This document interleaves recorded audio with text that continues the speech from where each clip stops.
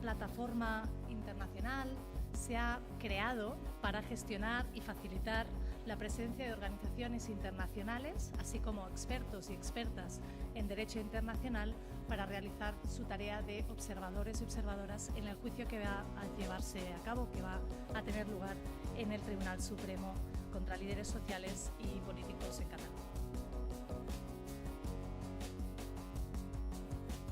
La plataforma no hace la observación del juicio, sino que lo que hace es crear y facilitar la presencia de estos digamos, observadores internacionales.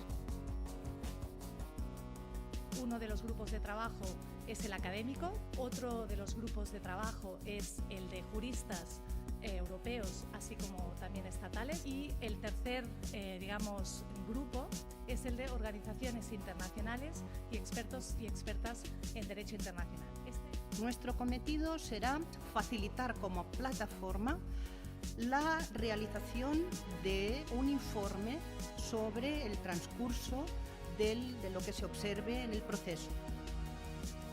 En lo que se van a centrar es sobre todo en un análisis de si el proceso en sí mismo, cómo se lleva a cabo hasta el momento, escritos de acusación, etcétera,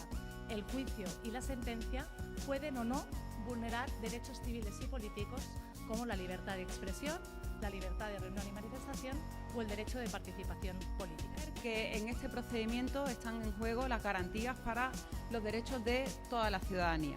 Recogiendo esta preocupación y con el ánimo de que se lleve a cabo con la mayor transparencia y garantía de derechos humanos el juicio que va a empezar próximamente, consideramos esencial que se lleve a cabo con observadores y observadoras internacionales. Hemos comprobado cómo desde el 1 de octubre este conflicto ha supuesto también la merma de otros derechos fundamentales, el derecho a reunión, el derecho a manifestación, el derecho a participación política,